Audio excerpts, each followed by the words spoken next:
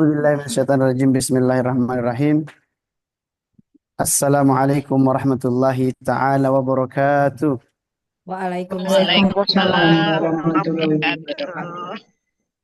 wabarakatuh. Alhamdulillahilladzi hadana li hadza wa ma kunna linahtadiya laula an hadana Allah. Asyhadu an la ilaha illallah wa asyhadu anna Muhammadan abduhu wa rasuluh. Ad-da'i ila ridwanihi al-mub'uts rahmatan lil alamin. Subhanaka la ilma lana illa ma 'allamtana innaka antal alimul hakim.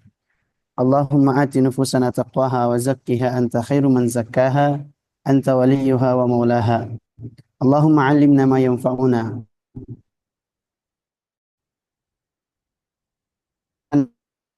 wa zidna 'ilman wa qina fahman. Rabbana ishrah lana sudurana wa yassir lana umurana wahlul 'uqdatam min lisanana yafqahu qawlana. Allahumma ighfir lana dhunubana wa dhunuba walidina warhamhum. Allahumma amin ya mujibas sa'ilin. Sahabatku yang dirahmati Allah Subhanahu wa taala, pada malam yang berbahagia ini kita masih berada di tengah-tengah bulan Zulqa'dah. Bulan yang mana Rasulullah sallallahu alaihi wasallam senantiasa melaksanakan ibadah umrah. Hampir semua ibadah umrah Rasulullah SAW diadakan di bulan Zulqa'dah. Memberikan gambaran kepada kita semua bahwa bulan ini hendaknya kita memberikan amalan-amalan terbaik karena kita akan menyambut hari kemenangan Idul Adha. Sahabat rahmati Allah Subhanahu wa taala, tanpa berpanjang kalam, tema kita pada kesempatan yang berbahagia ini sangat begitu panjang, maka saya harap waktu kita bisa dimanfaatkan sebaik mungkin. Dan sebelum kita mulai, nanti disiapkan pulpen, kertas, juga bagi sahabat-sahabat ngaji yang sudah Ustadz ajarkan cara buka ayat dengan cepat, tolong disiapkan di laptopnya. Sekali lagi, bagi sahabat-sahabat yang Ustadz sudah ajarkan cara buka ayat cepat, tolong disiapkan laptopnya. Dan bagi sahabat-sahabat yang belum, silakan siapkan mushaf plus dengan terjemahnya. Pada pertemuan sebelumnya, sebagaimana yang kita ketahui bersama, bahwa kita belajar tentang apa sih tujuan Al-Quran itu diturunkan. Masih ingat apa tujuan Al-Quran itu diturunkan? Paling tiga ada berapa? Ada 3 tujuan utama Al-Quran itu diturunkan. Apa yang pertama? Sebagai Petunjuk, hudan. Yang kedua apa? penjelas, Penjelas. Yang ketiga apa? pembeda. Pembeda. Ya. Ini bisa kita dapatkan dalam surah apa? Surah Al-Baqarah ayat 185. Allah Subhanahu wa taala berfirman, "Syahrul Ramadan alladzi unzila fihi al-Qur'an hudan lin-nasi wa bayyinatin minal huda wal furqan." Bahwa Allah Subhanahu wa taala menurunkan Al-Qur'an sebagai petunjuk bagi manusia, tidak hanya beriman, tidak hanya orang muslim, Islam, tidak. Semua orang yang mau mengambil petunjuk silahkan. Akan ada banyak-banyak petunjuk yang kita temukan di dalam Al-Quran. Contoh kecil misalnya, tadi pagi kita belajar dengan grup Jumat ya, Jumat Sabtu. Ada yang suka piara kucing, ada yang suka macam-macam. Suka dengan keindahan binatang misalnya. Saya bilang itu ada ayatnya dalam Al-Quran. Ya, baru kemudian kita baca. Oh, ternyata benar bahwa segala fungsi makhluk hidup, binatang Allah Subhanahu wa taala ciptakan ini ada fungsinya sebagai perhiasan, ada fungsinya sebagai makanan, ada fungsinya sebagai pakaian, ada fungsinya sebagai tunggangan, memindahkan barang satu ke barang yang lain, ke tempat yang lain. Ini hebatnya Al-Quran. Ya, Masya Allah.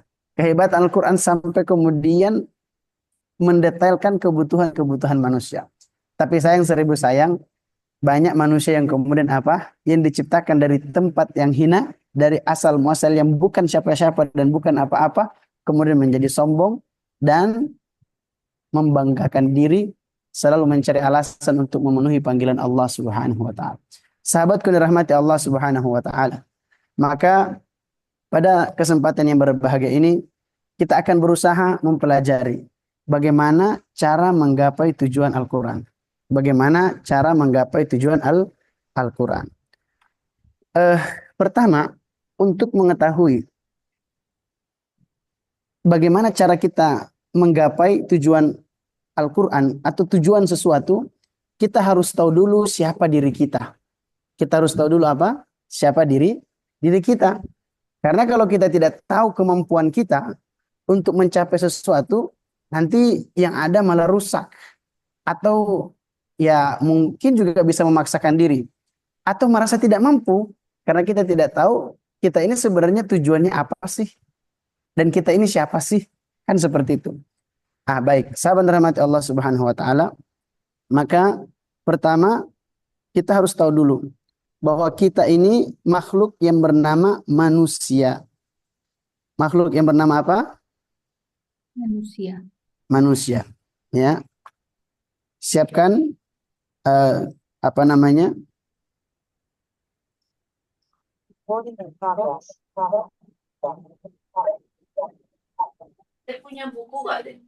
Jangan dibiasakan screenshot ya. Ini kajian kita ini kalau bisa buat catatan sendiri. Baik, kita ini namanya manusia. Ya. Dari mana kita tahu kalau kita ini manusia? Ya. Buka surah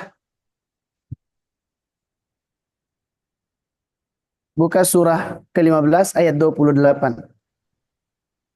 Surah Al-Hijr ayat 15 surah ke-28. Atau mungkin Bu Putri boleh share PDF yang saya kirim ke Ibu ke grup teman-teman supaya teman-teman bisa mendapatkan ayat-ayat materi yang akan kita bahas. Ayat berapa? Baik. Secara garis besar ya, kita sebagai manusia, kita ini makhluk bernama manusia.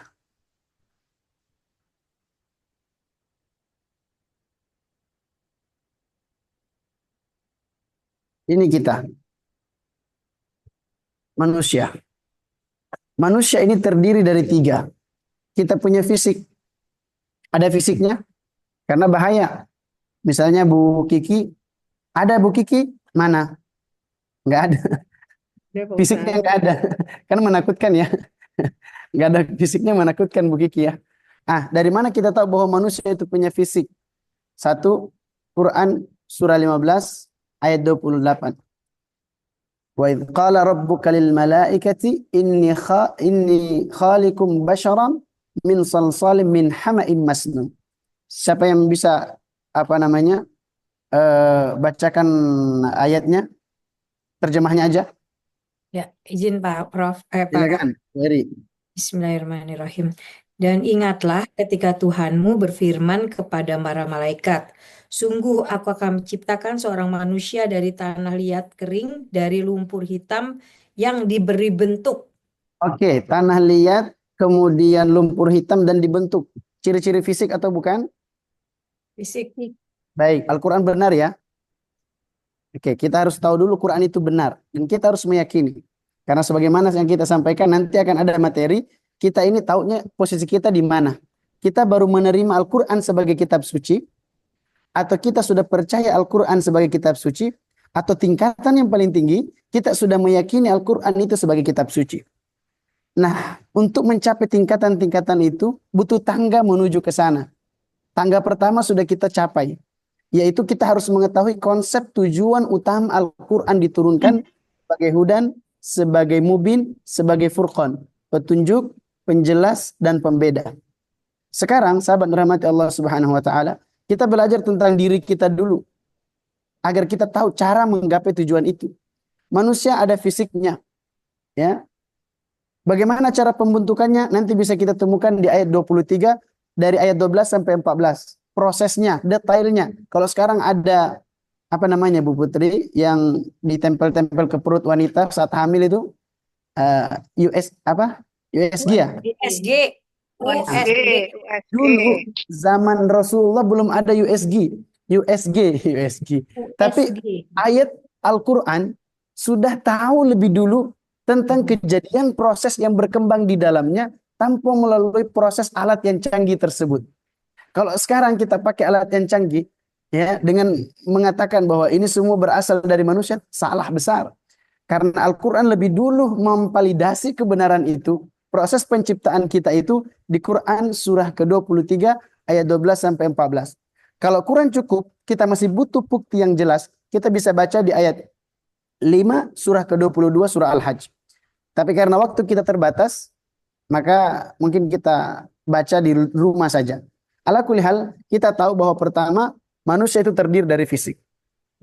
Yang namanya fisik, itu butuh nutrisi. Saya kalau tidak makan, saya kalau tidak mengkonsumsi sesuatu, mesti saya lemah. Oleh karena itu, Allah Subhanahu wa taala juga menjelaskan bahwa namanya fisik itu butuh nutrisi. Coba dibuka surah kedua ayat 168. Lihat di PDF-nya, kebutuhan fisik manusia. Sudah ada yang ketemu?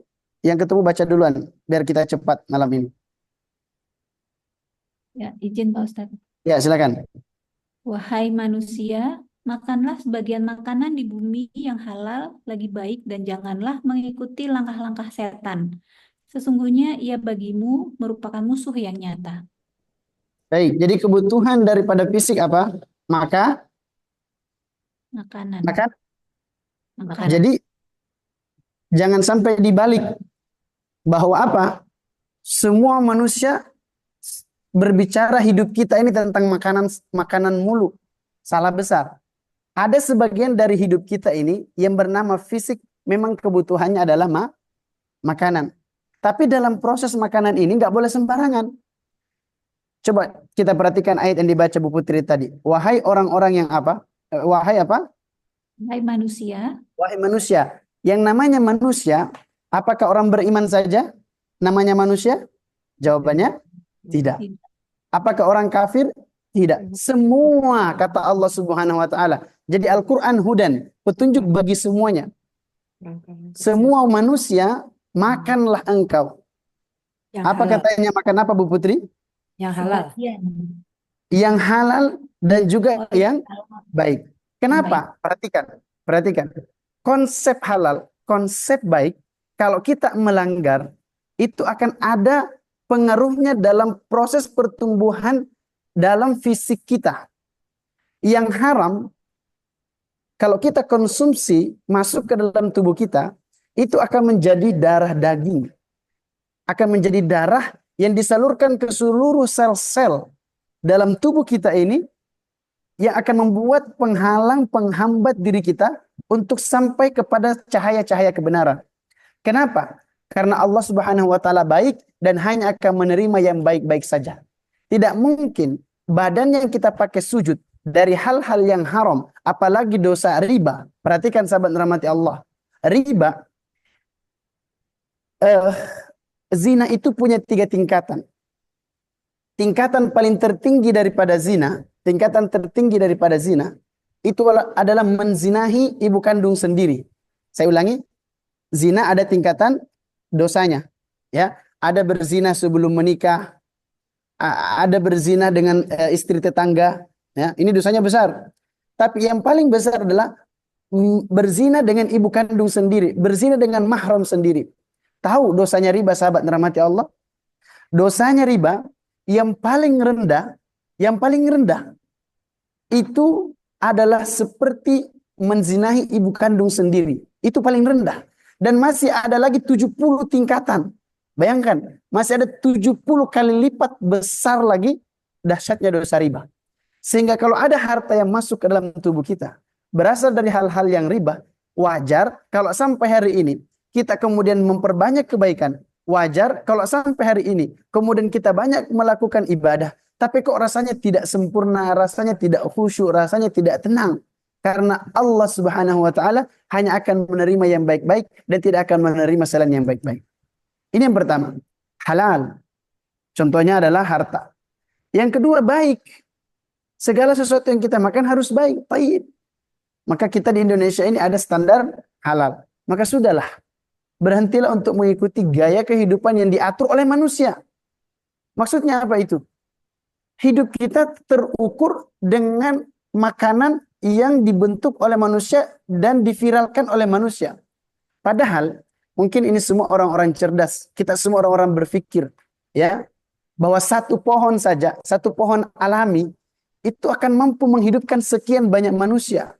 Itu satu pohon. Bagaimana kalau satu tumbuhan alami yang kita makan? Masya Allah. Betapa segarnya tubuh kita ini dibandingkan dengan segala macam makanan yang mungkin bisa merusak tubuh kita ini. Sahabat yang dirahmati Allah Subhanahu wa taala. Singkatnya, yang namanya manusia, salah satu unsurnya adalah fisik, dan fisik itu membutuhkan apa? Makanan yang apa? Yang Halal Yang dan halal baik. dan yang baik. baik. Yang kedua, manusia juga itu ada fisiknya. Ya, kemarin misalnya kita menghantarkan ayahanda dari Ibu Putri. Fisiknya masih ada enggak? Masih ada. Apanya yang tidak ada saat itu? Ruh. Ya. Ruhnya yang tidak ada. Maka yang kedua unsur manusia adalah ruh. Ya, silakan bacakan Quran surah 15 ayat 29. Bu Putri boleh? Yang lain boleh juga buka Quran surah 15 ayat 29. Maka apabila aku telah menyempurnakan Boleh kejadian. dibacakan? Bu Putri? Bismillahirrahmanirrahim. Ya. Ya, Bang. Siapa yang udah ketemu? Aku udah temu. Bu Kiki? Aku Ya. baca ya. Oh, Prof. Ya, Prof. Ya, Prof. Ya, silakan Bu Eri. Maka apabila aku telah menyempurnakan kejadiannya dan aku telah meniupkan roh ciptaanku ke dalamnya, maka tunduklah kamu kepadanya dengan bersujud. Satu. Jadi makhluk bernama manusia akan menjadi sempurna kalau kapan? Sudah ditiupkan ruh. Ruhnya. Pertanyaan saya, yang meniupkan ruh, fokus semuanya, hati-hati. Yang meniupkan ruh kepada makhluk yang bernama manusia, apakah makhluk juga atau bukan makhluk? Harusnya bukan ya, kan ku Allah. Ku-nya besar, ruh besar. Allah. Baik. Makhluk itu butuh tempat dan butuh waktu. Ini benar dulu nih akidahnya nih. Jangan-jangan ini semua akidahnya mudah diselewengkan sama orang. Saya tanya, makhluk itu butuh tempat sama waktu atau tidak? Iya.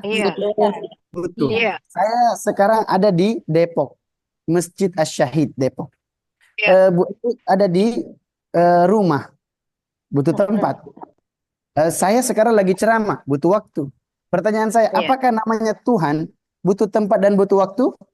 Enggak. Tidak. Kenapa Allah Tuhan tidak butuh tempat dan tidak butuh waktu? Karena dia bukan Bukan makhluk. makhluk. Karena dia bukan makhluk. Oleh karena itu, otomatis yang meniupkan ruh kepada makhluk itu harusnya tidak boleh juga makhluk. Dia harus Allah, dia harus Tuhan, satu-satunya Tuhan. Nggak boleh ada tempat, nggak boleh ada waktu, nggak terbatas oleh waktu dan tidak butuh tempat. Maksud saya ingin mengatakan, kalau kita membahas ruh, ini sudah otomatis membantah Tuhan-Tuhan yang lain yang butuh tempat, yang butuh waktu, yang katanya menyatu dan lain-lain sebagainya. Paham sampai di sini? Maka bersyukurlah kita menyembah Tuhan. Saya ulangi, maka bersyukurlah kita menyembah Tuhan yang tidak butuh tempat dan tidak butuh waktu. Sekarang pertanyaannya, siapa yang tahu tentang ruh itu? Apakah kita bisa tahu? Apakah orang pintar bisa tahu? Baik, jawabannya ada di Quran surat 17 ayat 85. Bacakan. Siapa yang baca? Dan mereka. Mbak Jeti?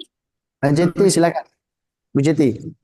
Dan mereka bertanya kepadamu Muhammad tentang ruh. Baik. Katakanlah ruh itu termasuk urusan Tuhanku, sedangkan kamu diberi pengetahuan hanya sedikit. Jadi siapa yang tahu tentang ruh? Ustadz, Nabi Muhammad, malaikat? Hanya Allah subhanahu Tuhanku. Apa maksudnya tuh? Pelajarannya buat kita. Tidak usah sombong. Ya, tidak usah banyak alasan. Hidup ini ada karena ada ruh. Kalau ruh kita sudah diambil oleh Allah Subhanahu wa taala, selesai. Tidak ada yang tahu sepandai engkau wahai manusia, setinggi apa kau disanjung, semulia apa kau diagungkan. Tidak ada yang tahu. Kapan ruh itu Allah tarik, maka selesai urusan kita. Tidak ada lagi yang berdaya. Maka sebenarnya pelajarannya buat kita sahabatku yang dirahmati Allah Subhanahu wa taala. Pelajarannya buat kita sahabatku yang dirahmati, saya ulangi lagi, hidup ini sebenarnya tidak ada akhirnya. Yang ada hanyalah berpindah dari satu hidup ke hidup yang lain. Saya ulangi, fokus baik-baik pahami. Hidup ini hakikatnya tidak ada akhirnya. Kita hanya berpindah dari satu hidup ke hidup yang lain. Kalau kita sudah dipilih oleh Allah Subhanahu wa taala sebagai makhluk yang bernama manusia, maka kita akan berpindah dari satu hidup ke hidup yang lain. Pertanyaan saya, banyak mana orang yang mempersiapkan kehidupan yang sementara daripada kehidupan yang lebih kekal? Lebih banyak mana? Lebih banyak orang yang mempersiapkan hidup sementara. Bahkan tidak jarang kita menggadaikan kehidupan sementara. Ruh yang dititipkan kepada kita. Saya ulangi, ruh sahabatku dirahmati Allah. Ruh yang dititipkan kepada kita. Sementara ini kita gadaikan, kita jual untuk hal-hal yang sementara dan membiarkan kehidupan kita yang abadi dan panjang itu untuk terlewatkan begitu saja. Apa buktinya? Lebih banyak mana kita mempersiapkan kehidupan yang sementara ini atau kehidupan yang kekal nanti? Ada orang bilang begini, ngapain sih saya sedekah? Toh saya juga nggak tahu nanti kalau sudah mati bagaimana nasib saya. Oh, justru karena kita tidak tahu bagaimana nasib kita, maka disitulah kita harus bersedekah. Saya mau ke rumahnya Ibu Eri menggunakan motor. Apa yang saya harus siapkan? Apakah saya tiba-tiba berangkat tanpa ada bekal yang cukup, tanpa ada alamat yang jelas, tanpa tahu bagaimana arah yang akan saya tempuh? Tentu tidak. Saya harus mempersiapkan bekal yang cukup untuk sampai ke rumahnya Bu Eri. Begitu juga dengan kita. Kita punya rumah, kita punya tempat, kita akan kembali. Ruh ini dari Allah dan akan kembali menghadap kepada Allah.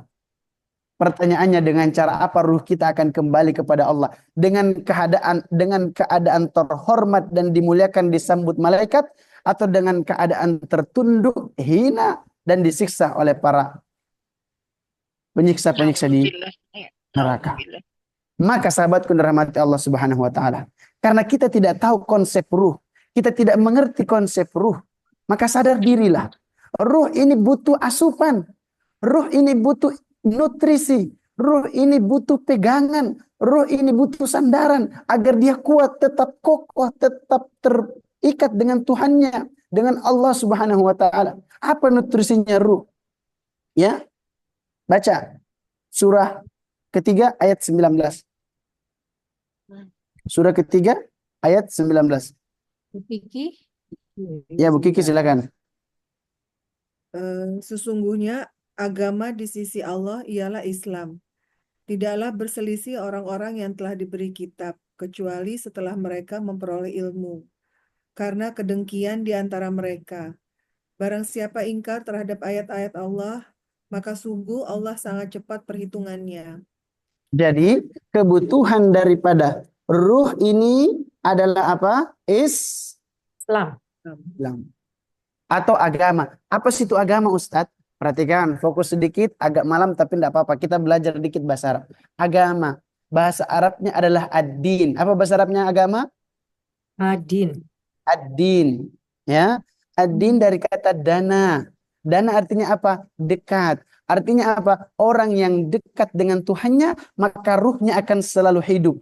Orang yang punya agama, dia akan punya sandaran hidup. Tapi orang yang tidak punya agama, lepas dari Tuhannya, dia akan tidak punya sandaran hidup dan hidupnya entah kemana. Maka kita akan temukan orang yang banyak putus asa adalah orang yang tidak beragama. Benar nggak Bu Eri? Iya, betul. Banyakkan mana yang bunuh diri hari ini? Orang yang beragama atau orang yang tidak beragama? Tidak beragama. Kenapa? Karena sandaran hidupnya dari makhluk ke makhluk, ke makhluk, ke makhluk lagi. Karena sandaran hidupnya daripada ciptaan ke ciptaan, ke ciptaan lagi. Kalau kita tidak. Orang yang beragama sandarannya adalah inna dina indallahi al-Islam. Sesungguhnya aku hanya bersandar, berpasrah diri kepada Allah Subhanahu wa taala. Tapi Ada-ada saja orang yang kalau dibilangin nggak mau dengar. Ada-ada saja orang kalaupun sudah tahu itu benar, nggak mau ngikutin. Maka lihat bagaimana konsekuensinya. Baca surah ketiga ayat 85. Ini konsekuensi kalau mencari agama selain daripada agama yang Allah sudah tetapkan. Ya, siapa tadi? Bu Kiki ketemu nggak? Surah ketiga ayat 85.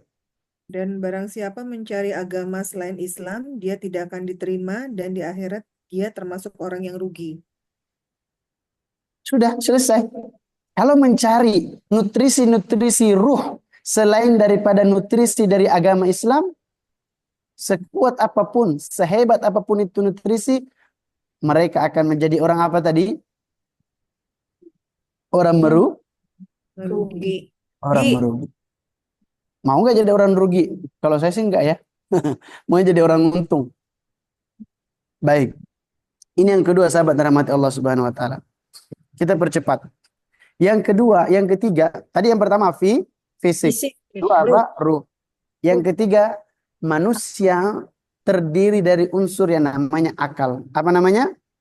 Akal. Akal. Akal. Ada fisiknya, ada ruhnya, nggak ada akalnya. Kayak apa itu? Ada yang ingat kayak apa itu? Binatang. Siapa yang nyebut? Sama nggak? Hah? Binatang ya. Bisa lebih hina. Bisa lebih hina. Bisa Iya. lebih hina. Ya. Maaf Bu, seburuk-buruknya binatang, kalaupun melakukan keburukan, dia binatang. Maka itu ada qaul, ya. Ada qaul, tapi qaul ini khilaf ya. Tidak mesti dibenarkan, tapi saya pikir faedahnya bagus. Apa qaul itu? Ini gonggongan anjing kata para penyair ya. Alhamdulillahilladzi ja'alani kalban walam yaj'alin nas tarikis shalah. Anjing itu katanya kalau menggonggong ya. Anjing itu katanya kalau menggonggong, dia katakan begini, segala puji bagi Allah yang telah memilihku sebagai anjing dan tidak menjadikan aku sebagai manusia yang senantiasa, yang selalu meninggalkan sholat. Itu artinya apa? Anjing merasa mulia dibandingkan dengan orang yang meninggalkan sholat. Saya sih ketika mendengar kaul ini, mungkin orang, oh ini perkataan nggak tahu unsurnya dari mana. Tapi ada benarnya. Kenapa? Orang kalau sudah tidak sholat itu terputus tali sel-sel jaringannya, segala unsur-unsur sandarannya kepada Tuhannya. Nanti kita akan temukan jawabannya. Baik. Jadi yang ketiga adalah apa? Akal. Allah berikan kita akal. Apa tandanya kalau kita punya akal? Baik, bacakan Quran surah 6 ayat 32. Tanda bahwa kita ini punya akal. Kehidupan dunia ini hanyalah permainan. Ya, baca. Siapa? Bu Eri, silakan. Nah, saya lagi. Oke, Bismillahirrahmanirrahim. Dan kehidupan dunia ini hanyalah permainan dan senda gurau. Sedangkan negeri akhirat itu sungguh lebih baik bagi orang-orang yang bertakwa. Tidakkah kamu mengerti? Tidakkah kamu mengerti? Yang dipakai mengerti itu apa? Ruh, fisik, apa akal? Akal. Ini akal. Berarti Allah tahu kita punya Akal. akal. Maka kita disuruh ngapain? Mengerti. Bagaimana sih Ustadz melatih akal ini untuk mengerti? Baik, bacakan Quran 21 ayat 10. Coba. Benar-benar. Bu Selfie. Quran 21 ayat 10 coba baca. Ya siapa ya? Yang dapat duluan. Ayo lomba-lomba kebaikan. Ayo bismillah. Kami benar-benar telah Ya silakan Bu Melati. sungguh kami benar-benar telah menurunkan kepadamu sebuah kitab Al-Quran yang di Oke. dalamnya terdapat peringatan bagimu. Apakah kamu tidak mengerti? Apa itu maksudnya Bu? Tadi kan kata Bu Eri di ayat 32 surah ke-6 apa? Tidaklah dunia ini hanyalah permainan senda gurau. Dan akhirat itu lebih kekal, lebih abadi bagi orang yang bertakwa kalau kamu mikir. Mohon maaf ya, itu bahasa terjemahnya terlalu halus. Kalau bahasa Medannya itu, kalau mohon maaf nih, kalau bahasa Medannya, mohon maaf kalau bahasa Medannya, kalau kamu punya otak gitu loh. Ya, Afala ta'kilun, itu pertanyaannya A, apakah fala, tidakkah kamu ta'kilun, nggak dipakai gitu akalnya gitu. Itu bahasa lembutnya begitu.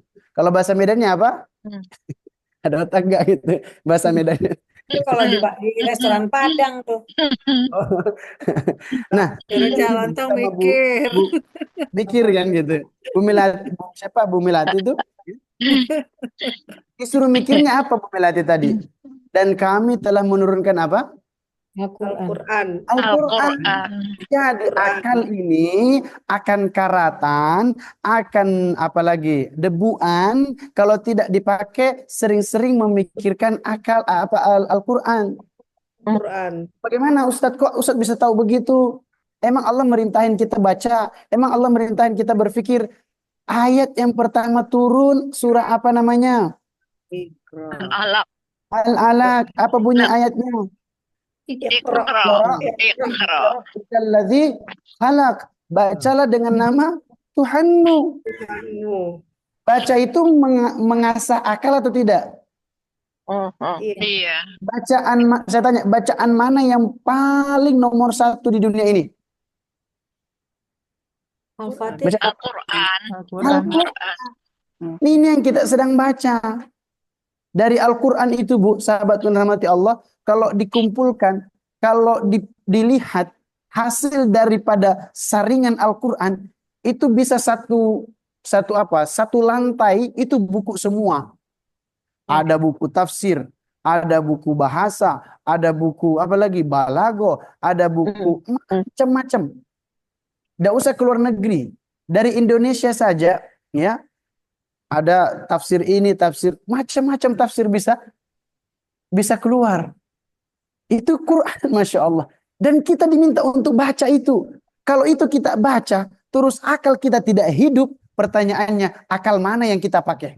Maka Allah sudah tahu, kalau Allah yang menciptakan kita ini melalui tanah, jadi fisik, kemudian menanamkan ruh kepada kita, lalu Allah berikan akal, Allah tahu bagaimana cara agar akal itu berfungsi dengan baik.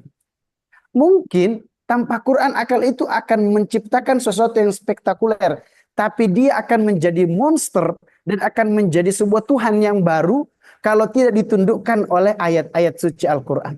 Betul apa betul? Betul. Kita lihat sekarang yang paling banyak merusak dunia ini, apakah orang berakal atau tidak berakal? Orang berakal, tapi akalnya tidak tunduk pada Quran sehingga akalnya menjadi monster. Tidak lihat lagi berapa manusia yang dibunuh, tidak lihat lagi berapa usianya yang mau bayi, mau anak, mau ibu-ibu, mau perempuan, semuanya dihabisin. Akal.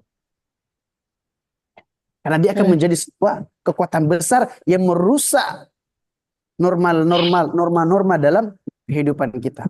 Maka kemudian sahabat rahmat Allah Subhanahu wa taala, agar akal kita ini kemudian tidak menjadi sebuah hal yang mudarat kepada kita, Allah Subhanahu wa taala memberikan nutrisi kepada kita.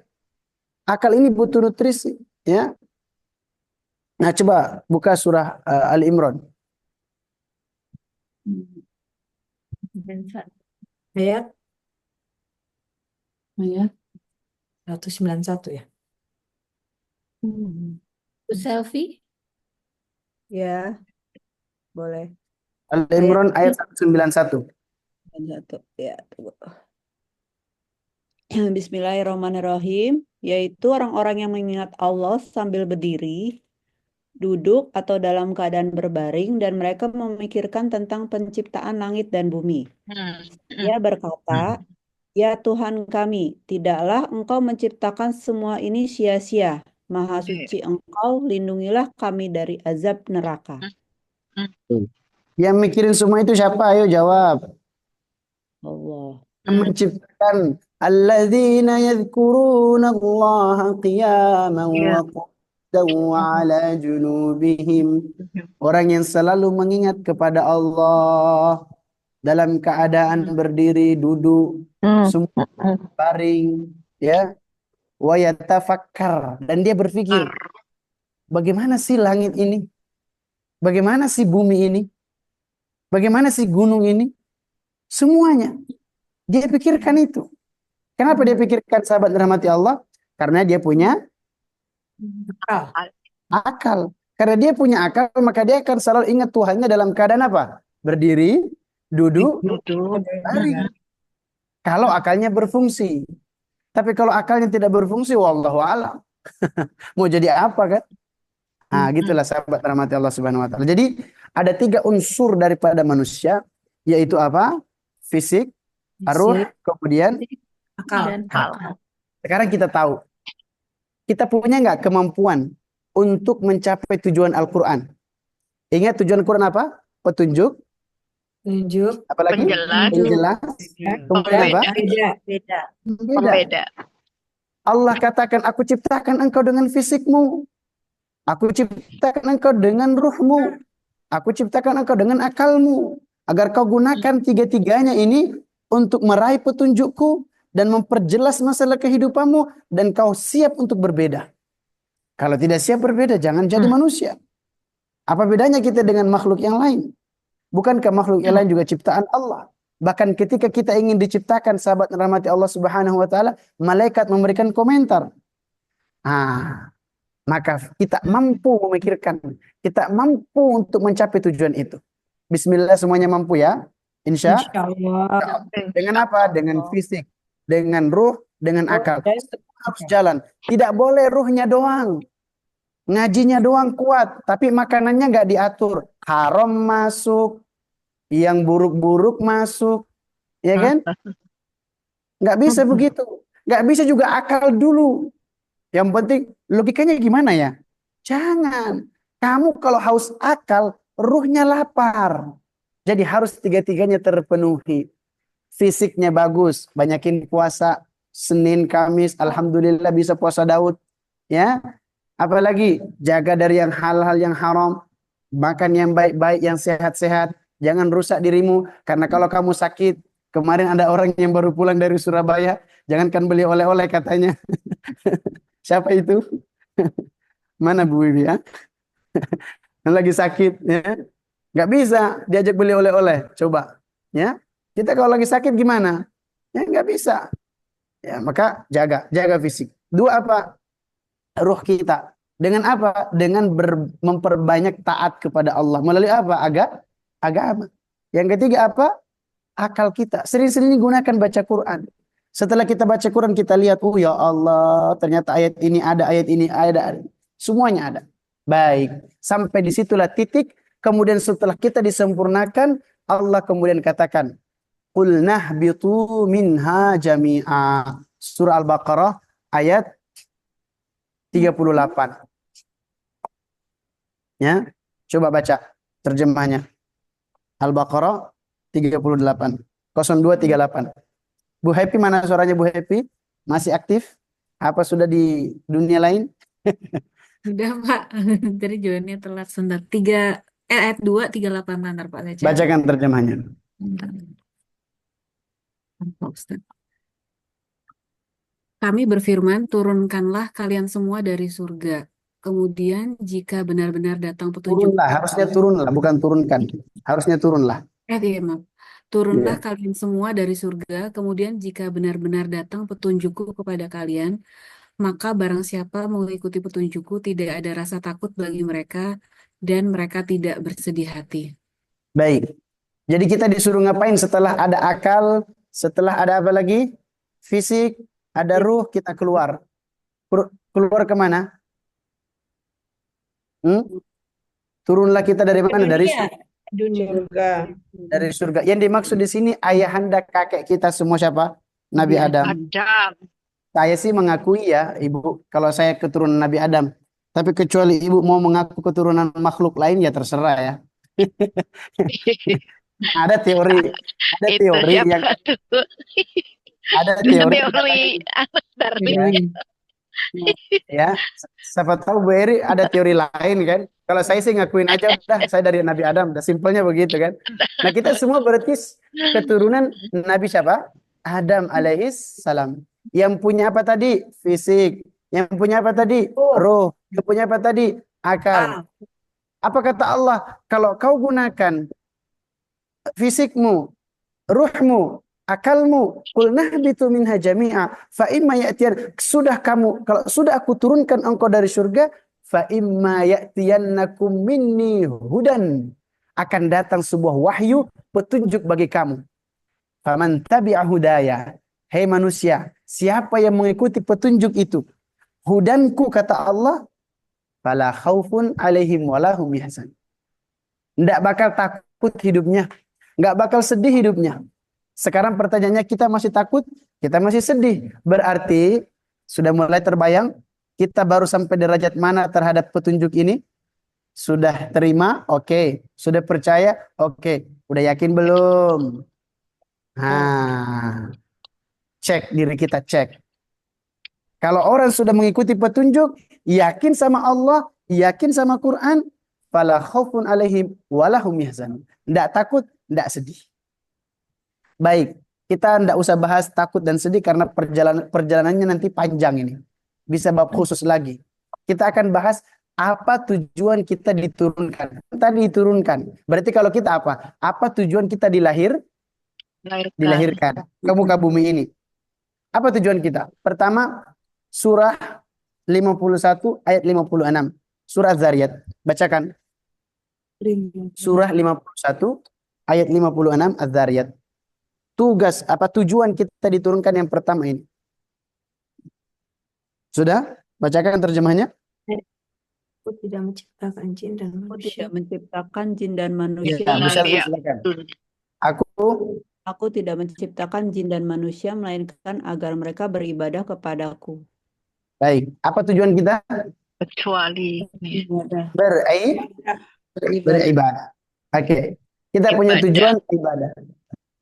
Tujuan kita ibadah. Yang kedua, apa tugas kita?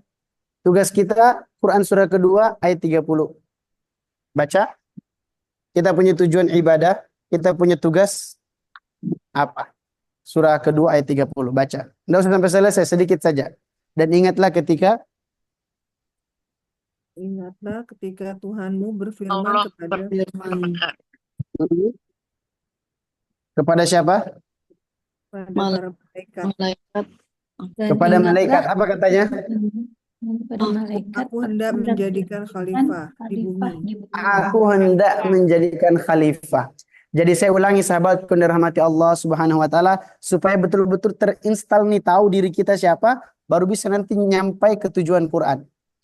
Setelah kita kemudian tahu kemampuan kita dan kita tahu apa yang harus kita ikuti, kita punya dua agenda besar. Yang pertama, kita punya tujuan hidup untuk apa? Beribadah. Yang kedua, kita punya tugas hidup sebagai khalifah. Sebagai apa?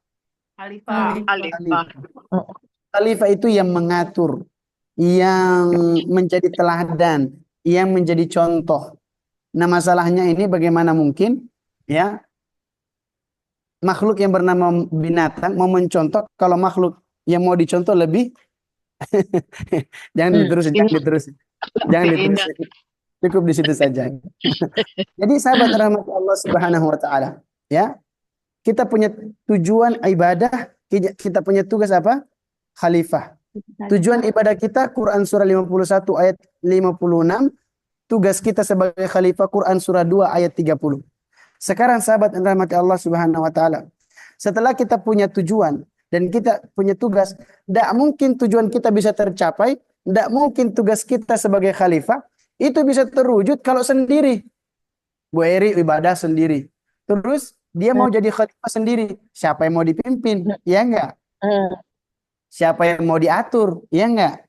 Siapa yang mau dicontoh? Siapa yang mau mencontoh? Orang Bu Eri sendiri. Maka Allah Subhanahu wa taala berfirman di surah ke-4 ayat 1. Surah An-Nisa. Bacakan. Surah ke-4 ayat 1. Wahai manusia, silakan Bu Putri. Yang besar suaranya. Bertakwalah kepada Tuhanmu yang telah menciptakanmu dari diri yang satu, Adam. Diri yang satu. Berarti satu dulu. Oke, terus? Dan dia menciptakan darinya pasangannya, Hawa. Pasangannya, Hawa. Dari dirinya. Dari keduanya Allah memperkembangbiakan laki-laki dan perempuan yang banyak. Dah cukup sampai di situ dulu. Jadi kita diciptakan oleh Allah Subhanahu wa taala punya dua tugas, punya dua agenda besar. Tujuannya ibadah, tugasnya adalah sebagai khalifah. Supaya kita bisa mencapai dua agenda besar kita ini, maka kita butuh apa? Pasangan. Pasangan. Kita butuh apa? Berkembang biak. Oke? Maka Allah Subhanahu wa taala menciptakan pasangan kita. Alhamdulillah, semua punya pasangan, semua punya anak, punya keturunan. Kalau masih dalam konteks kecil, maka yang diutus itu adalah nabi. Nabi itu menyampaikan segala sesuatu yang berada di sekelilingnya saja, yang ada di tempatnya saja. Itu nabi. Maka yang pertama kali itu Rasul apa nabi yang diturunkan? Rasul apa nabi? Nabi. Nabi Namanya siapa? Nabi Adam. Nabi Adam. Nabi Adam alaihis salam. Tapi kalau sudah besar, sudah banyak, ya, baca surah 49 ayat 13. Ya. Kalau masih sedikit, nah itu Nabi. Tapi kalau sudah besar, sudah banyak, baca surah 49 ayat 13. Coba Bu Eri, kayaknya suaranya Bu Eri besar nih, bacanya bagus ya. Coba. Ketemu nggak? 14 ya? 13. 13. Quran surah 49 ayat 13. Ya, bismillahirrahmanirrahim. Wahai manusia, sungguh kami telah menciptakan kamu dari seorang laki-laki dan seorang perempuan. Kemudian kami jadikan kamu berbangsa-bangsa dan bersuku-suku agar kamu saling mengenal. Sungguh yang paling mulia di antara kamu di sisi Allah ialah orang yang paling bertakwa. Sungguh Allah mengetahui, maha teliti. Jadi kalau masih kecil pasangan, oke, punya anak, punya cucu, punya ponakan, punya pasangan, keluarga, oke. Tapi kalau sudah besar, bersuku-suku apa tadi, berbangsa-bangsa, sudah besar, maka yang diutus bukan lagi sekedar nabi, tapi rasul. Apa namanya? Rasul. Rasul ini diutus untuk apa? Inna akramakum tadi Al-Hujurat, Quran surah 49 ayat 13. Inna akramakum indallahi atqakum. Catat pada kata atqakum, yang paling bertakwa. Orang yang bertakwa akan menopang untuk pencapaian agenda besar diciptakan manusia tadi, yaitu sebagai tujuannya ibadah dan sebagai tugasnya khalifah. Kalau dia bertakwa. Yang diutus nabi apa rasul? Rasul. Membawa sebuah ajaran, membawa sebuah perintah, larangan yang mungkin tidak dibawa pada nabi sebelumnya. Maka sahabat yang dirahmati Allah Subhanahu wa taala, yang diutus ke kita ini hanya nabi atau rasul juga yang diutus ke kita umat kita? Nabi atau rasul juga? Nabi dan rasul. Namanya siapa nabi dan rasulnya? Nabi Muhammad sallallahu alaihi wasallam.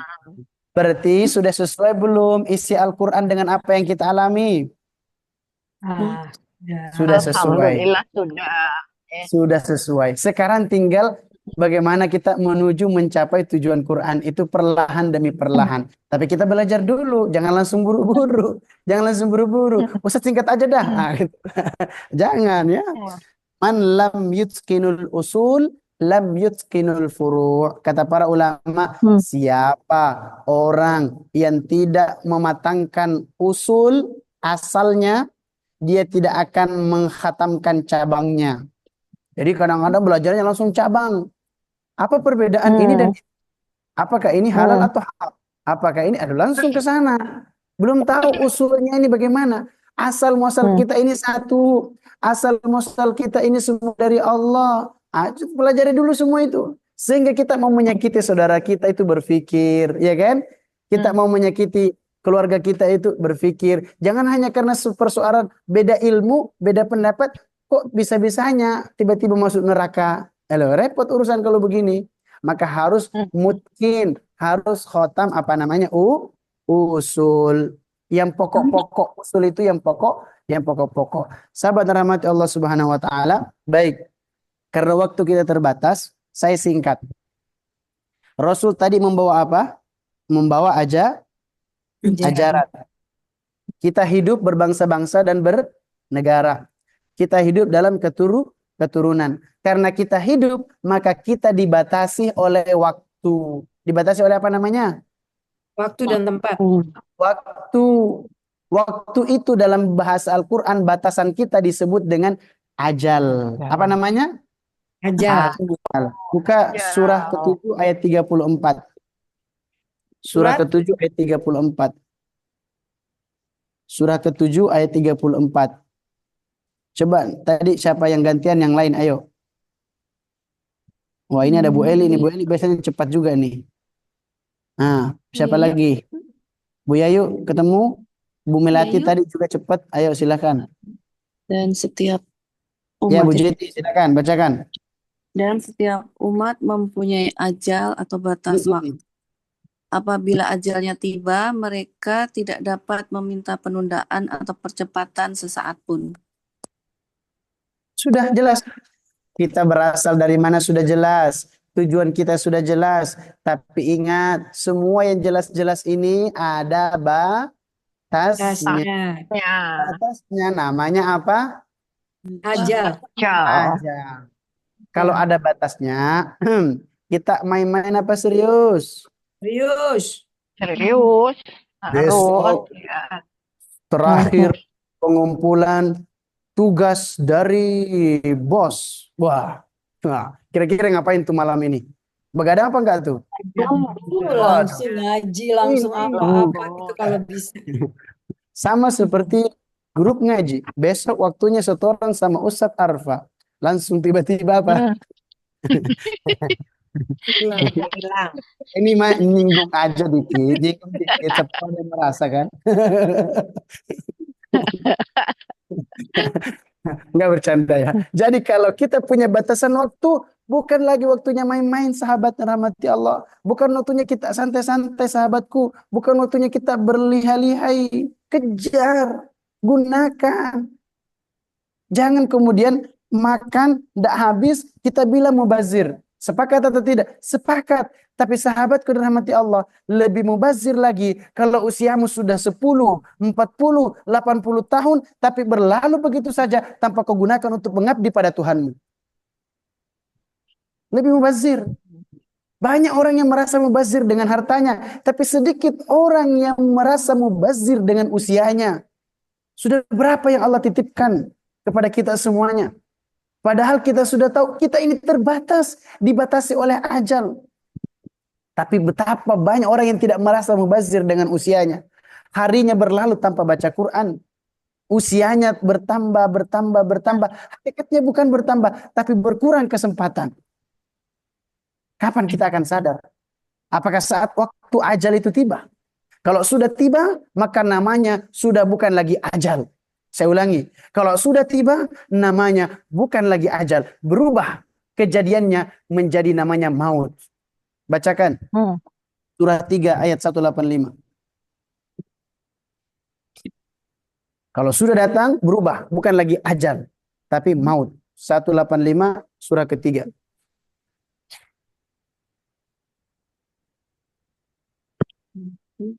Siapa yang nemu? Siapa yang bernyawa? Ya, Melati silakan. Siap yang bernyawa akan merasakan mati. Siap yang bernyawa akan merasakan mati. Ya. Hanya pada hari kiamat sajalah diberikan dengan sempurna balasanmu. Tuh. Siapa yang dijauhkan dari neraka dan dimasukkan ke dalam surga, sesungguh dia memperoleh kemenangan. Kehidupan dunia hanyalah kesenangan yang memperdaya. Nah, kalau kita sudah datang itu, sudah bukan ajal lagi, tapi sudah berubah menjadi maut. Coba dilihat di ayat 185 tadi. Itu namanya sudah berubah. Bukan lagi idza jaa ajal, tapi sudah maut di situ tulisannya. Betul apa betul? Surah Ali Imran. Iya. Apa bunyi ayatnya Bu Melati tadi? Coba di-spill dikit lah. Kadang-kadang kita kan kurang getar gitu kalau ngelihat nggak ngedengar ayatnya. Apa bunyi awalnya apa? Siap yang bernyawa di Kullu nafsin zakatal Kullu nafsin dha'iqatul ajal. Sudah belum, karena sudah terjadi. Ajal yang selama ini kita sia-siakan. Kita tahu bahwa kita terbatas. Kita tahu bahwa kita tidak punya banyak waktu. Sekarang sudah terjadi. Berubah namanya. Bukan ajal lagi. Maut. Kalau sudah maut yang datang, sudah selesai. Sudah saatnya dinampakkan semuanya. Maka sahabatku dirahmati Allah Subhanahu wa taala, kita kembali kepada tugas dan tujuan kita. Apa itu? Tujuannya untuk ibadah. Fungsinya sebagai apa? Tugasnya sebagai apa, Khalid? Khalifah. Bagaimana caranya untuk sampai pada tujuan itu? Tentu yang paling pertama, kita butuh mengesahkan, mentauhidkan yang menciptakan kita. Kita butuh mengakuinya. Kita butuh apa? Mengakuinya. Buka surat Toha. Surah ke-20 ayat 14. Mohon maaf, karena ini tabnya tab ecek-ecek ya. Jadi kalau dipakai lama-lama dia error. Harusnya saya bisa nulis-nulis, tapi dia tidak bisa lagi. Dipakai 30 menit ngeblank. Jadi mohon maaf kalau terhambat pelajaran malam ini. Tapi tidak masalah. Ini juga melatih sahabatku semuanya biar langsung lihat dari Quran. Jangan terbiasa dengan manusia. Ya, lihat Quran. Coba lihat surat Toha, surah 20 ayat 14. Ya. Bu Kiki bacakan, coba Bu Kiki. Yang besar suaranya. Sungguh, aku ini Allah, tidak ada Tuhan selain aku, maka sembahlah aku dan laksanakanlah sholat untuk mengingat aku. Baik. Apa yang pertama? Akidah. Mengakui bahwa Tuhan kita hanyalah Allah Subhanahu wa ta'ala. Yang kedua adalah apa? Fa'budni. Apa itu fa'budni? Sembahlah aku. Dua konsep utama dulu ini. Kalau sudah mentauhidkan Allah, maka tugas selanjutnya adalah beribadah. Ibadah kita nggak boleh atas dasar karena manusia, atas dasar karena makhluk apapun, tapi semuanya untuk Allah Subhanahu wa taala. Ibadah apa yang disebutkan di situ? Setelahnya ibadah salat. Menandakan bahwa apa? Bisa kita simpulkan semua nabi-nabi sebelum kita itu melaksanakan salat. Semua melaksanakan salat. Nanti kapan-kapan lah kita bacakan ayat-ayat Nabi Musa sholat, Nabi ini mau sholat, Nabi ini sholat. Ada semua dalam Quran. Tapi bukan waktunya sekarang karena waktu kita terbatas. Saya ingin katakan sahabatku rahmati Allah Subhanahu wa taala. Jika tujuan, ingat tujuan kita apa tadi? Ibadah. Di surat Toha ini kita disuruh ibadah atau bukan? Ibadah. Ibadah yang disebut di sini salah satu yang dikhususkan adalah sholat. Catat. Jika tujuan kita sudah tertunaikan, maka akan diterjemahkan dalam perilaku sebagai tugas khalifah. Kurang jelas? Saya perlu ulang? Diulang. Diulang ya, Masya Allah. Jika tujuan kita sudah tertunaikan, maka akan diterjemahkan dalam perilaku sebagai tugas khalifah. Jika tujuan kita sudah tertunaikan, maka akan diterjemahkan dalam perilaku sebagai khalifah. Tujuannya tadi apa? Ibadah. Ibadah yang di-spill tadi sholat. Mari kita lihat contohnya sholat. Nah ini berarti sudah mau nih masuk menggapai tujuan Quran sebagai hudan, sebagai apalagi mubin, sebagai apalagi furqan. Oke?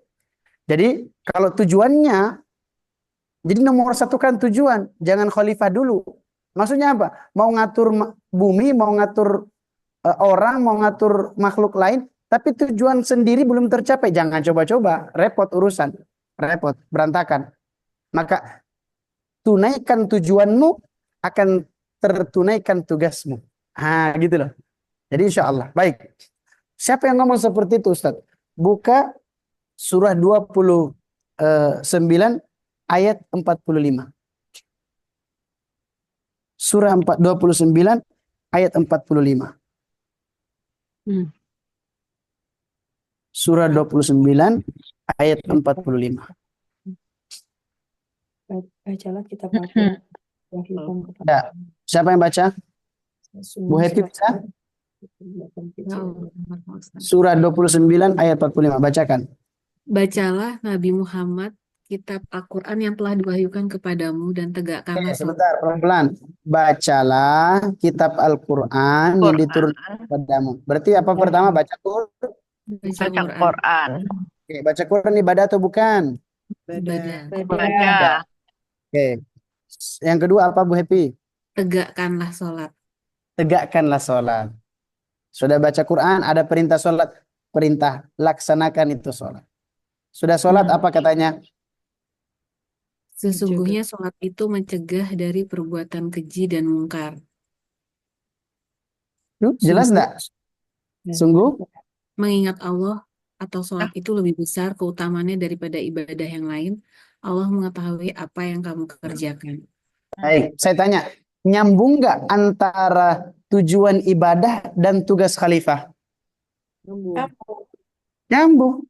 Ketemu jawabannya.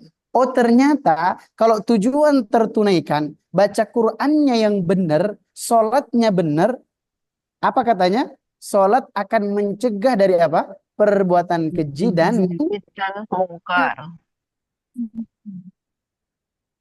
mencegah dari perbuatan keji dan mungkar. Bukankah itu tugas khalifah? Bukankah itu tindak perilaku khalifah sebagai pemimpin? Bukankah itu contoh? Bukankah itu sebuah kebaikan dari sikap dan gaya hidup kita? Khalifah. Itulah yang harus kita lihat.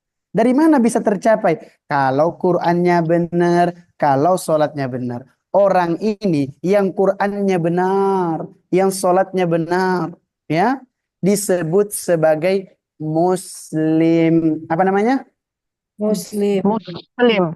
Bisa muslim, Ustaz? Karena orang yang baca Quran itu orang yang berpasrah diri. Orang yang apa? Pasrah diri. Pasrah diri. Orang yang sholat itu ngapain sih kita sholat?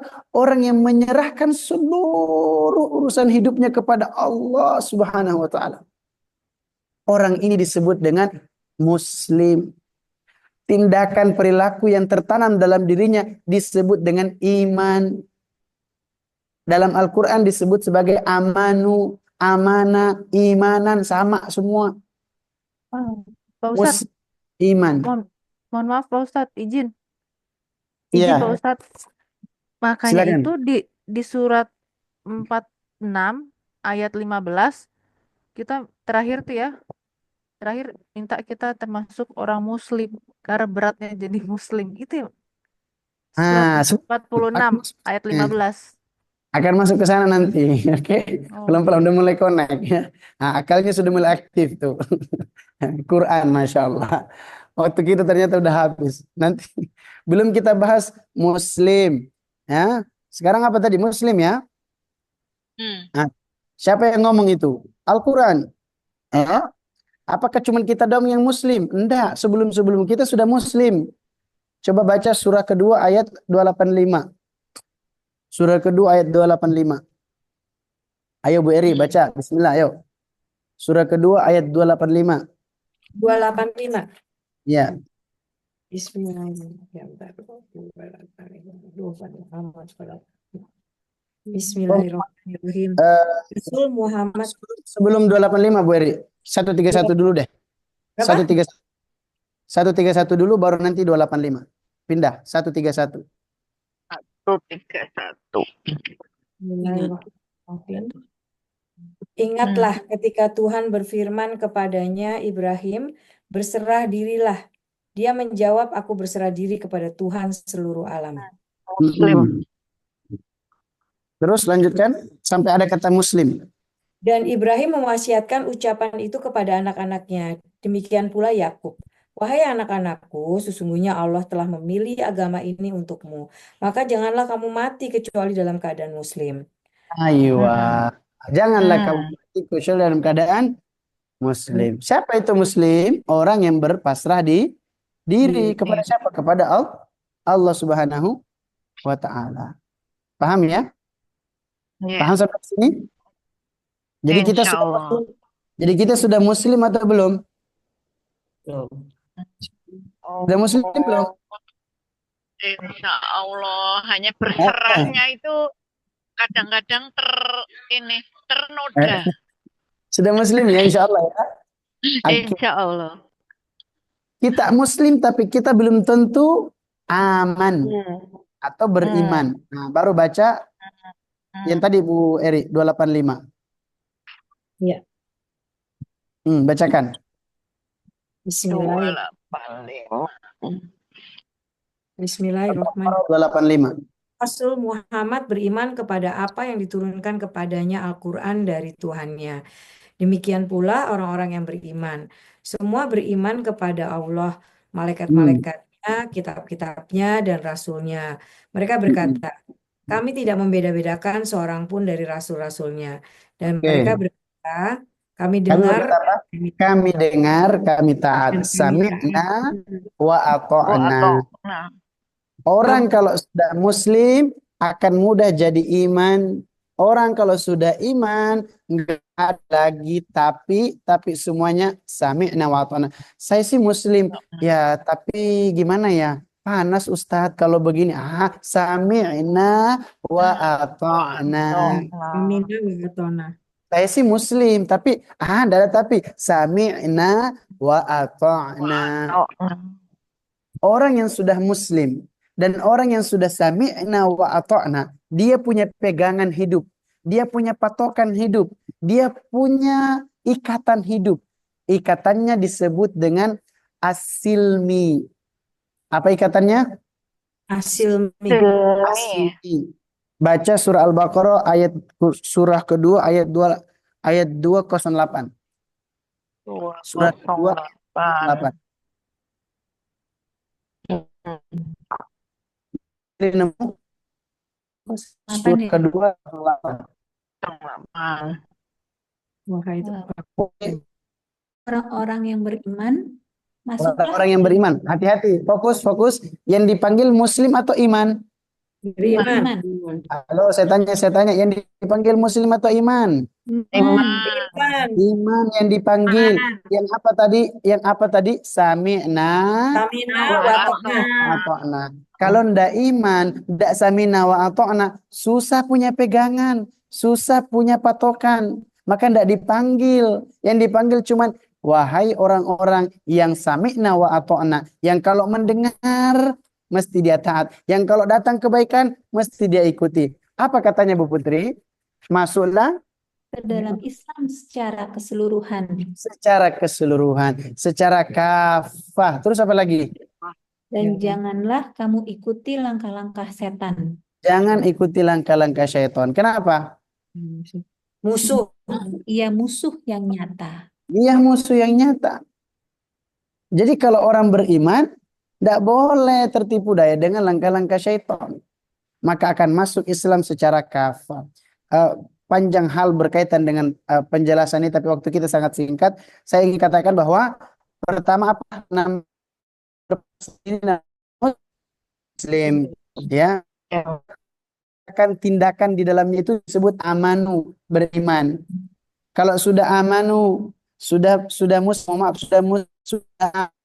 dia punya pegangan apa namanya? Asilmi. Kalau sudah asilmi, saya ulangi, fokus. Kalau sudah asilmi, maka masuklah dia ke dalam golongan disebut Islam. Apa namanya? Islam. Muslim, mukmin, asilmi, Islam. Ya. Islam. Bacakan surah apa? Lupa Ustaz. Al-A'raf, ya. Apa? Allahumma sholli ala Muhammad. Al-An'am, ya. Al-An'am. Al-An'am. Iya, surat berapa tuh Alam? Surat 6. 6. Hmm? Ayat Ayat berapa? Surat 6. Surat 6. Ayat 125. 125. Coba dibaca sedikit aja, jangan semua, waktu kita terbatas. Ya. Bacakan. Ya, Bu Khamsia boleh. Boleh ya, sudah sampai rumah. A'udzubillahi minasyaitonirrajim. Barang siapa dikehendaki Allah akan mendapat hidayat, dia akan membukakan dadanya untuk menerima Islam. Dan barang siapa dikehendakinya menjadi sesat, dia jadikan dadanya sempit dan sesak. Nah, cukup sampai situ dulu. Ya. Ayat ini bagus sekali untuk didalam, tapi poinnya malam ini kita ingin katakan bahwa apa? Orang kalau sudah berserah diri kepada Allah, orang kalau sudah sami'na wa ata'na, akan punya ikatan, akan punya sandaran namanya as-silmi, dan dia akan masuk dalam golongan apa? Al-Islam. Kalau orang sudah al-Islam, apa kata Al-An'am tadi 125? Hatinya lapang. Mendapat petunjuk. Mendapat petunjuk, hatinya lapang. Jadi gampang menerima kebenaran. Karena dia gampang menerima kebenaran, ya terakhir sudah muslim, sudah iman, sudah as-silmi, sudah masuk golongan Islam, maka tinggal terakhir. Apa itu terakhir? Salam. Apa? Salam. Apa itu salam? Kalau orang sudah betul-betul muslim dan orang betul-betul sudah beriman kepada Allah Subhanahu wa taala, mengikuti ikatan-ikatan as-silmi yang ada di dalamnya, ya, maka dia akan mendapatkan kesuksesan. Kesuksesan itu namanya assalam. Apa namanya? Assalam. Maka assalam ini kita dapatkan di dunia dan juga kita dapatkan di akhirat. Amin. Catat poinnya. Assalam ini apa? Orang yang banyak-banyak salam di dunia, insya Allah akan mendapatkan salam di surga. Saya ulangi. Orang yang banyak-banyak salam di dunia akan mendapatkan salam di surga. Pertanyaan saya sekarang, di mana kita paling sering membaca salam? Salat. Assalamualaikum. Apa sih salam itu, Ustaz? Kesejahteraan, kemenangan, kedamaian. Bahkan, mohon maaf, bahkan perhatikan, kalau kita habis sholat, kita diperintahkan baca Allahumma antas salam wa minka salam wa ilaika yahudus salam hayyina rabbana bisalam tabarakta rabbana wa ta'ala jalali wal ikram. Ya Allah, ya Rahman. Semuanya ternyata tentang salam. Atau bahasa Inggrisnya apa itu? Peace. Jadi kita ini peace is power. Orang kalau sudah damai hatinya, itu jadi kekuatan. Tapi kalau hatinya tidak damai, hidupnya tidak damai, jangan harap ada kekuatan dalam hidupnya. Dia akan goyah sebagaimana dunia ini digoyahkan oleh orang-orang yang tidak berpikir. Dia akan hancur sebagaimana kehidupan ini hancur dengan orang-orang yang tidak bertanggung jawab. Tapi kalau orang berdamai hatinya, salam, dia akan betul-betul mendapatkan kedamaian di dunia ini. Salam. Maka kemudian nama surga itu salah satunya apa? Darussalam. Apa itu Darussalam? Pusat kedamaian. Apa itu? Pusat kedamaian. Sahabat rahmati Allah, kenapa kita ingin masuk surga? Karena ingin damai, karena kita ingin tenang. Itulah salam yang kita ucapkan selama ini. Maka kata Rasulullah SAW, kalau mau masuk surga, apa kata Rasulullah? Afsus salam bainakum. Tebarkan salam di antara kalian. Jangan justru sebaliknya, menebar kebencian. Itu tidak akan sampai pada tujuan Al-Quran. Jadi kalau Al-Quran kita laksanakan dengan betul sesuai dengan tujuan kita beribadah, dengan tugas kita sebagai khalifah, maka insya Allah kita akan sampai pada muslim, iman, Islam, silmi sampai salam, damai di dunia, dan nantinya puncaknya kita akan masuk ke dalam surga Allah Subhanahu wa taala dan akan dikatakan salamun alaikum. Lihat surah ke-19 ayat 30 maaf, surah ke berapa? Surah ke-13 ayat 24. Lihat surah ke-13 ayat 24. Kalau kita sudah sampai ke titik ini, berarti kita sudah sampai pada tujuan Al-Quran. 13 ayat 24. Sambil mengucapkan selamat sejahtera atasmu karena Baca. Iya. Apa bacaannya? Bismillahirrahmanirrahim. Sambil mengucapkan selamat sejahtera atasmu karena kesabaranmu. Maka alangkah nikmatnya tempat kesudahan itu. Masya Allah. Kalau kita sudah sampai di depan pintu surga, kata pertama yang akan kita dengar dari malaikat, salamun alaikum bima sabartum fa ni'ma uqbaddar. Salam yang kita dengar. Salam, kesejahteraanlah untukmu atas segala kesabaranmu di dunia. Alhamdulillah. Kalau kita sudah sampai di titik itu, maka tujuan Allah menurunkan Al-Quran sebagai petunjuk, sebagai penjelas, sebagai pembeda, sudahlah sampai pada titik akhirnya kita masuk ke dalam surganya Allah Subhanahu wa taala dalam keadaan hati yang damai. Alhamdulillah.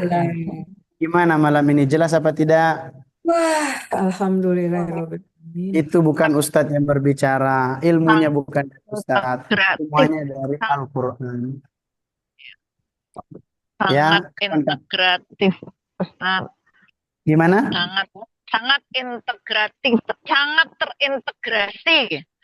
Hanya membuat apa namanya itu, membuat sistematis gitu dari manusia sampai di ayat terakhir ini tadi.